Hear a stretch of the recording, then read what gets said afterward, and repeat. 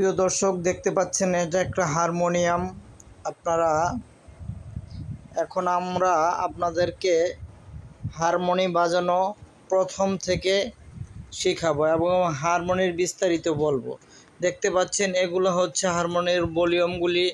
টাইনা এভাবে থাকে, টাইনা উঠায় লইতে হয়, তাইলে ঠিকভাবে আওয়াজটা আপনার বাহির হইব।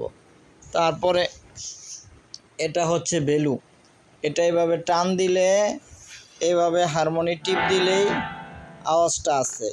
তো এখানে গাঁট আছে, এখানে এগুলো সব মিলে উপরে নিচে মিলে 37টা গাঁট আছে। 37 গাঁটের হারমোনিও আছে, আবার মনে করেন 42 গাঁটের হারমোনিও আছে। তাই যেটা কিনে পছন্দ করে। জুরি হারমোনিও আছে, অর্গান হারমোনিও আছে। অর্গান হারমোনি হচ্ছে ক্লাসিক গান শেখানোর জন্য, আর জুরি হচ্ছে স্টেজ প্রোগ্রাম করার জন্য হারমোনিয়াম।